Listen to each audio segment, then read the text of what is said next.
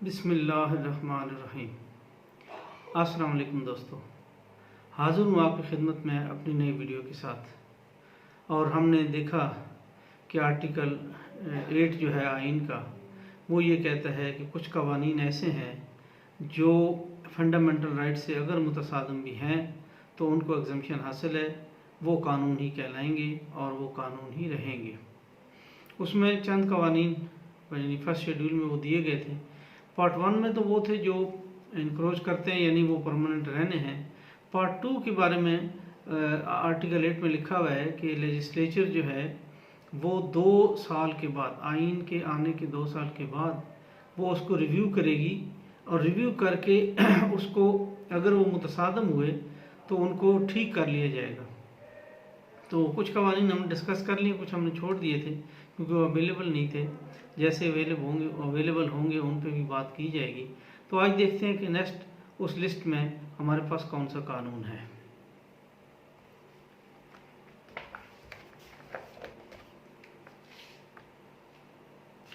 तो जनाब हम आर्टिकल 8 के फर्स्ट शेड्यूल के पार्ट 2 के सेक्शन 4 में पहुंच गए हैं, जिसकी सीरियल नंबर 1 पे है the waste Pakistan government educational and training institution ordinance 1960। इस पर हम आज बात करेंगे।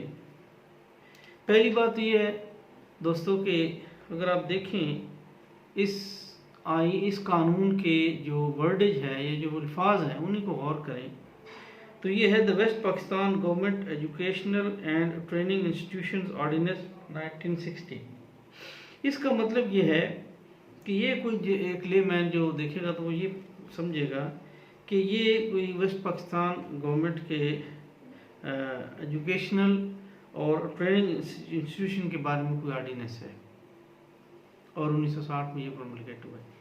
पहली बात ये कि यहीं से एक जिसे कहते हैं ना कि प्रमा फशाए या एक नज़र आता है एक चीज़ कि क्या ऐसा कानून भी फंडामेंटल राइट से मुतसादम हो सकता है जो एजुकेशनल ट्रेनिंग और एजुकेशनल इंस्टीट्यूशंस के बारे में हो, बल्कि वो तो फंडामेंटल राइट्स के इन अकॉर्डेंस होगा, क्योंकि एजुकेशन देना आर्टिकल 25 के मुताबिक हर बच्चे का हक है और स्टेट की जिम्मेदारी है कि वो उसको एजुकेट करे। अब पाकिस्तान के अंदर चूँकि एजुकेशन के साथ बहुत खिलवाड़ हुआ है, बहुत हद तक नए नए सिस्टम, नई नई चीज़ें ट्राई की गई। स्टार्ट तो वहाँ से हुआ था जब बड़े सग़ीर में अंग्रेज़ों ने आके अपने महकमों के लिए क्लर्क्स और अपने महकमों के लिए मैन पावर लेने के लिए, जिन छोटे छोटे काम लिखने लिखाने के, पढ़ने पढ़ाने के करने के लिए, ज़ाहिर है वो गोरे तो नहीं आ सकते थे उनके महकमे चलाने के लिए। तो यहाँ से भर्ती करने के लिए लोकल बंदे, उन्होंने एक एजुकेशन सिस्टम दिया बड़े सग़ीर में जो कि सफिशेंट नहीं था।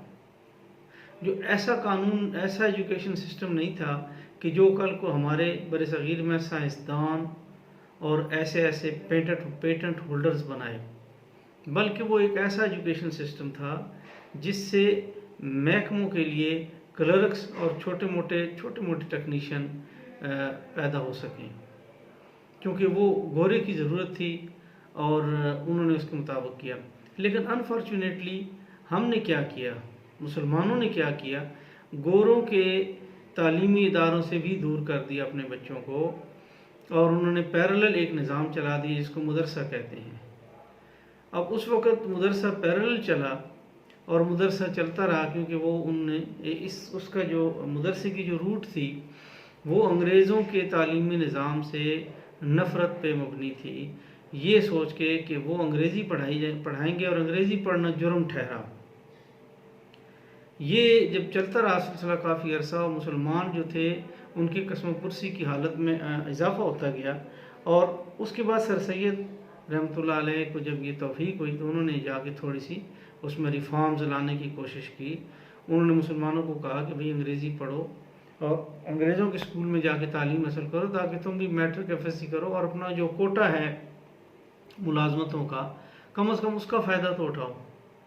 तो उस वक्त उन पे कुफर के फतवे भी लगे, حالانکہ سر سید وہ شخصیت تھے کہ اس وقت ان کے دور میں جب گوروں نے ایک کتاب لکھ دی تھی، گورے کسی مصنف نے حضور صلی اللہ علیہ وسلم کی شان میں گستاخی والی کو باتیں لکھی تھیں، تو انہوں نے اس کے جواب میں کتاب لکھی، اور اس کتاب کی چھپائی اور اس کے لیے جو اخراجات تھے انہوں نے اپنا گھر بیچ دیا علی گڑھ میں، جو کہ کوٹھی تھی، انہوں نے وہ کوٹھی بیچ دی اور وہ اس کتاب کا جواب لکھا۔ تو انہوں نے تو اپنا سب کچھ قربان کر دیا ناموس رسالت پہ، لیکن ہمارے علماء کرام نے اس وقت جو تھے ان کے کفر کے فتوے لگے، اور آج بھی تقریباً کچھ علماء ہیں وہ آج بھی انہیں مطلب مسلمان نہیں سمجھتے۔ اور ایک نعرہ جو اکثر لگا ہوتا تھا کہ سر سید احمد خان تیری داڑھی سے حیران، تیری دین سے قربان، اس طرح کا تھا۔ تو یہ چیز جو ہے نا ہمارے یہاں بڑی بدقسمتی رہی کہ جس نے بھی آ کے کوئی تعلیمی میدان میں کچھ بہتر کرنے کی کوشش کی اس کو ہم نے خاموش کرا دیا، اس کو چپ کرا دیا۔ اب جب پاکستان بن گیا تب تو گوروں کے نظام کا سلسلہ نہیں تھا، سکول جو تھے وہ بھی مسلمان ہو گئے تھے، لیکن مدرسوں کا سسٹم اسی طرح چلتا رہا جو آج تک چل رہا ہے، پیرلل اس کے درس نظامی، فاضل عربی، شیخ الحدیث وغیرہ وغیرہ جو ان کے سندوں کے نام ہیں۔ میں یہ نہیں کہتا کہ وہ کوئی خدا نخواستہ فضول چیز ہے، وہ تعلیم بھی ضروری ہے، لیکن شروع میں بچے کا حق ہے کہ اسے ہر طرح کی تعلیم حاصل کرے، اس کے بعد وہ کسی ایک فیلڈ میں جو ہے نا وہ آگے ایکسل کرے۔ تو جیسا کہ میں نے کہا کہ کوئی بھی لا جو ایجوکیشن کے حوالے سے ہوگا وہ فنڈامنٹل رائٹ سے متصادم کیوں ہوگا؟ اور یہ جو 1960 کا قانون ہے جو آج تک آرٹیکل فرسٹ شیڈیول میں آرٹیکل 8 کے حوالے سے لکھا ہوا ہے، انفیکٹ ایجوکیشن وہ ایریا ہے، اگر آپ نے شاب نامہ پڑھا ہو تو ایک دفعہ کابینہ بن گئی، سارے وزراء نامینیٹ ہو گئے، تو کسی کو خیال آیا بعد میں کہ وزیر تعلیم تو کوئی نامینیٹ ہی نہیں ہو سکا، تو بھاگم بھاگ جو کوئی ایک سامنے نظر آیا پارلیمنٹیرین اس کو اٹھا کے وزیر تعلیم بنا دی گیا، چاہے اس کی اپنی تعلیم بالکل نہ ہو۔ تو پاکستان میں ایجوکیشن میں بہت زیادہ مطلب کھلواڑ کیا گیا ہے، اور 1960 کا قانون جو کہ کسی صورت فنڈامنٹل رائٹ سے متصادم نہیں ہو سکتا، لیکن اس کو آرٹیکل فرسٹ شیڈیول میں لکھ دیا گیا۔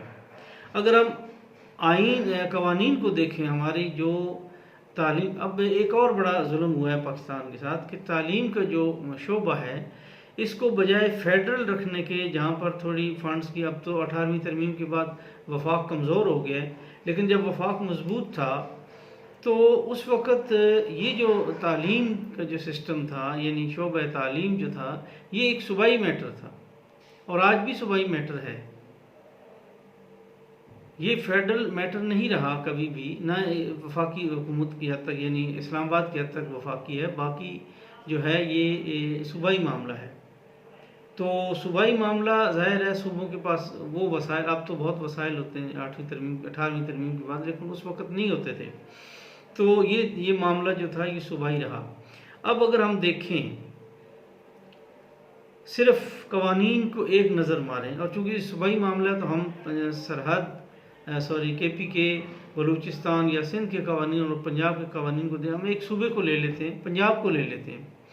پنجاب کے اندر جو قوانین آئے اتنی تیزی سے آئے، اس کے بعد تو وہ جو جو آج ہم پڑھا ہے، جس کا نام ہے West Pakistan government educational and training institution ordinance 1960، یہ تو 1960 کا قانون تھا جو کہ تقریباً ختم ہو گیا تھا فوراً ہی، بے شک چاہے یہ ریپیل نہ ہو، لیکن میں آپ کو ایک لسٹ بتاتا ہوں کہ پنجاب کے اندر جو ٹوٹل لیجسلیشن یا قوانین بنائے ایجوکیشن کے حوالے سے، وہ میرے علم کے مطابق 19 قوانین جو تھے وہ اس میں ہیں۔ تو اب میں آپ کو بتا دیتا ہوں کہ سب سے پہلا جو قانون برصغیر میں بنایا گیا تھا وہ تھا چیریٹیبل انڈومنٹ ایکٹ 1890۔ اس کے تحت کچھ جو سکول اور کچھ کالجز اور کچھ ایجوکیشن انسٹیٹیوشن قائم کیے گئے۔ پھر آیا the Punjab universities and board of intermediate and secondary education malpractices act 1950۔ اب ہم 60 تک نہیں پہنچے۔ اس کے بعد ایک اور قانون لائے گا، the charitable funds regulation of regulation of colleges act 1953. اب the Punjab primary education act 1960. اب آپ یہاں سے اندازہ لگائیں کہ کتنے قوانین ہیں ایجوکیشن کے حوالے سے آئے گئے، لیکن 60 کا قانون فرسٹ شیڈول میں لکھا ہوا ہے اور وہ آج تک کسی نے اس کو نہیں چھیڑا. کتنی دفعہ آئین امینڈ ہوا. آگے ہے the Punjab government educational and training institution ordinance 1960. یہ وہ ہے جس کی ہم بات کر رہے ہیں. پھر ہے the Punjab textbook board ordinance 1962.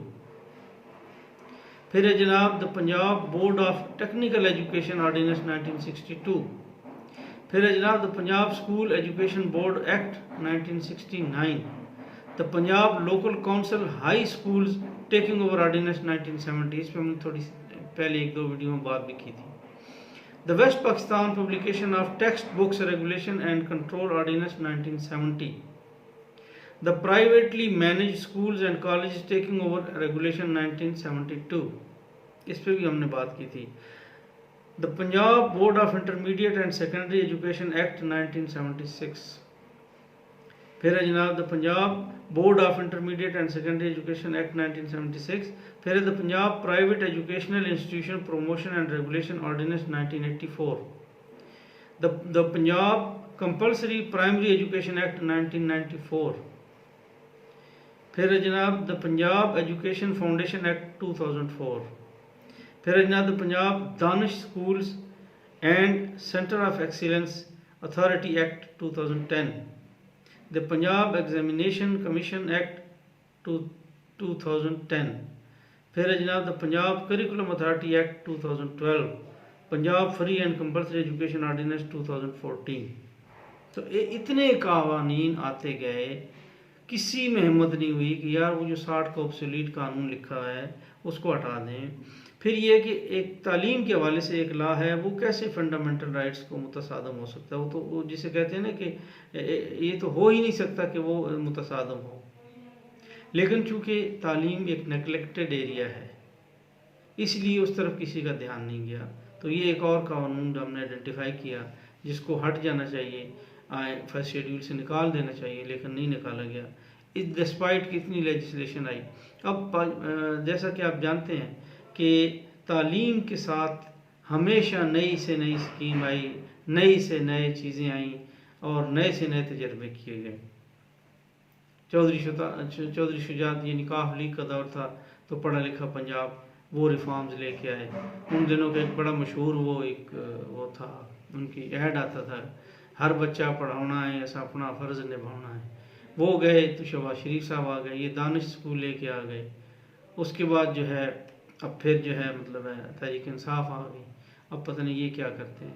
تو اوورآل تعلیم کے ساتھ پاکستان کے ساتھ بہت ظلم ہوا ہے، اور اسی وجہ سے ایک نیگلیکٹڈ ایریا ہونے کی وجہ سے ایک ایسا قانون جو کہ فنڈامنٹل رائٹ سے متصادم ہو ہی نہیں سکتا، اس کو آئین کے فرسٹ شیڈول میں لکھ دیا گیا اس حوالے سے کہ اگر یہ فنڈامنٹل رائٹ سے متصادم ہوگا تب یہ قانونی کہلائے گا، یہ کالعدم نہیں ہوگا.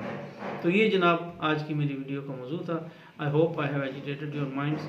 Thank you very much. اپنا دوستوں یاروں کا، فیملیز کا، ارد گرد کے لوگوں کا بہت خیال رکھیے گا. مجھے دیجیے اجازت. السلام علیکم ورحمۃ اللہ وبرکاتہ.